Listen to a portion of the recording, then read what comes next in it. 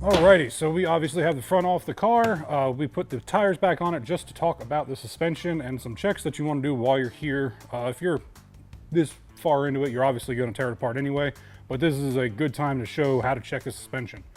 So there are a good bit of wear items in here. I'm going to start at the top and work my way down. At the very top, behind this shield here, there is a rubber isolator. This most likely will not cause you a problem. The only time this would cause like clunks and stuff is when you hit gigantic hoopties and this spring comes off the face. If that happens, that means there's no weight on the front end and you're flying. So you got other issues. All right, next down the line is this bumper here. So you can see this one has been split. If this is missing or cut, you definitely want to replace this. For stock suspension, this is your suspension stop and keeps your spring from coil binding and your shock from actually exploding. All right, further down the line, next thing I'm going to look at is the coil spring and my shock. Looking at the shock, there is no hydraulic oil coming down the sides of it. These should be hydraulic shocks. So if you see one that's damp, it's bad, you need to replace it. These springs, they're fine. If you have one that's cracked, obviously bad. Rusting isn't a super issue, but just look at them, make sure they're all good. All right, next up is the upper control arm. There are a couple points of wear in this. There is between the shaft and the upper control arm body itself.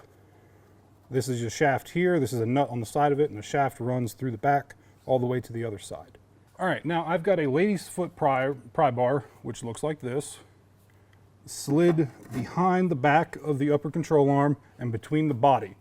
You want to make sure that you're doing that so you see movement between that shaft and the upper control arm. Now I'm going to try to stay on as far away so you can see a little bit of play that we have in that upper control arm. That is nothing. If you can see a little bit of movement, that's perfectly normal. There is a little bit of movement in there just so there's no binding, stuff like that. That's perfectly runnable. If you can feel movement in this bar, like you pull it down and you feel a thunk or you hear a thunk, that's too much. If you can obviously see more than a couple degrees of movement of this control arm, then you have a problem and you need to go ahead and work on it, because as this moves back, you change caster on this wheel only. So between the right and the left wheel, your caster will be different, and it makes the car do a whole lot of fun things. All right. And also when these things come apart, this nut or this nut can back off and it will eventually eat itself through your shock tower, or it'll fall out and your control arm comes apart, which is also not fun. All right, moving on from the upper control arm, we have the spring perch. This houses a vulcanized rubber bushing that basically the coil spring sits on and allows it to rotate on the upper control arm. All right, as you can see here, this one is coming apart. This one is coming apart, so we definitely want to replace this. Our recommendation is Open Tracker. They have roller bearing ones. Wonderful piece. Makes it way better. Drop-in replacement. It's the best way to go. So moving down, next thing we have is the ball joint, which we'll check in a second. But really at this stage, we want to check the steering. The way you do that is you want one side jacked up. The steering on this is fine, so I'm just going to perpetrate this. But you just want to move the wheel back and forth against the other side. Now, that much movement, a little bit outside of my comfort zone. I would like it a little bit tighter. On the steering system that these use with a parallelogram, it's kind of normal to have that much play. But if you feel, again, a thunk or you hear a thunk, definitely that changes all of your toe. So you need to replace inner and outer tie rods and maybe some idler arms down the road. So I'm going to jack this up, and then we are going to check ball joints and then lower control arm next. All right, I got this jacked up. I'm going to go ahead and check our ball joints. The way you do that is you take 12 o'clock, 6 o'clock with your hands and use all of your strength to try and force the wheel to move in this direction, but not like shift the car. This is jacked up, so it's kind of hard to show, but you're trying to force movement in between the upper and lower ball joint. I feel a little bit of a thud right there, but that is actually wheel bearings. When you're checking this, you're going to feel kind of two thuds. The first one is normally taking up slack in the wheel bearing, and then the second one is any slack in the ball joints that you feel. But this is perfect. So I'm going to go ahead and take the tire off and continue talking about the rest of the stuff. And I'm going to talk to you a little bit about other things that you can start looking at, like things that are going to cause you problems down the road. For instance, one of those problems can be the fact if you've got boots on these pieces, like this upper ball joint boot is ripped. Anytime you have something like that, sand, junk, water can get down in here and start deteriorating your wear surfaces inside of your ball joint and cause those to go bad prematurely. If you can keep them greased, that's fine, but then the grease is going to start spilling out of there. It's going to get all over your chassis. It's going to make a mess.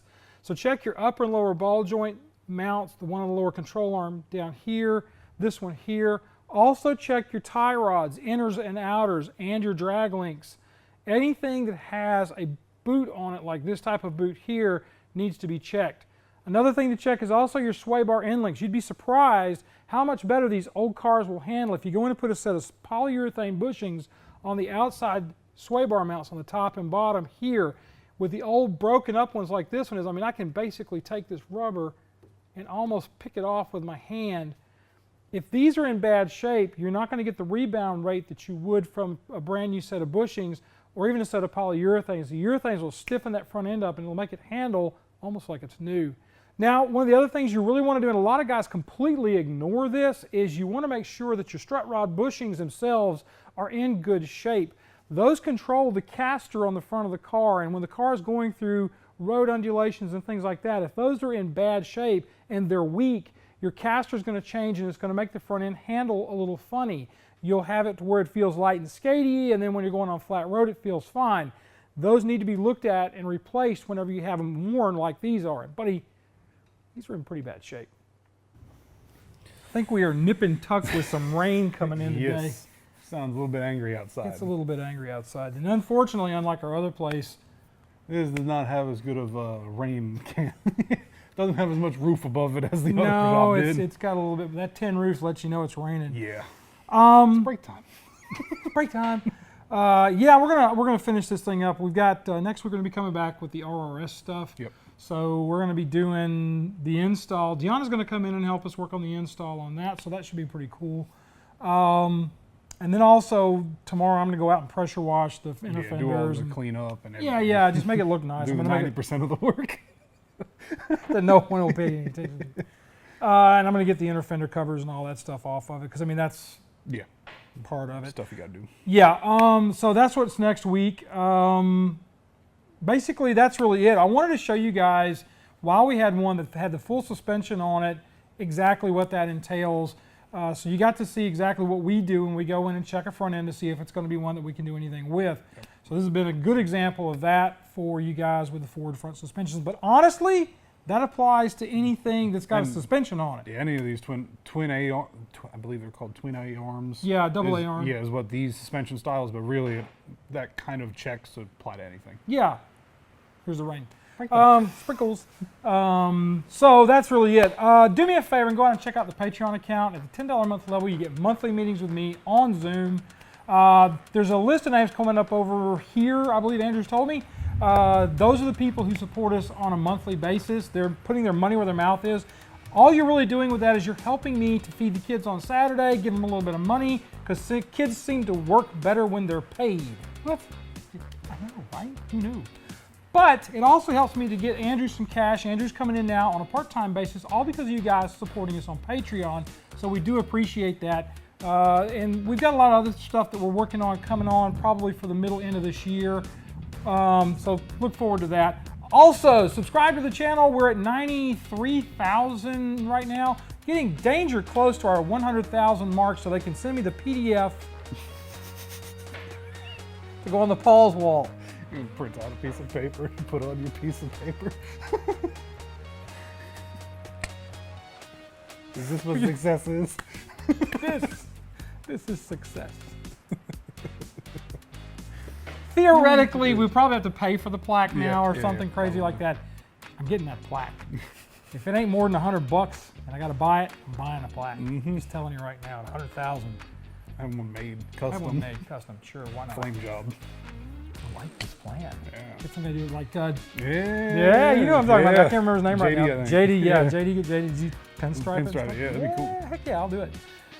Once again, you slid me off into the ditch. Anyway, so do that. Check us out. Subscribe to the channel. Hit the bell for notification if that's even still a thing anymore. I don't know with YouTube. But there you go. So, finally and all, folks, be kind to each other, love each other, treat each other nice. You guys have a great week. We'll see you next time on Autorestomod.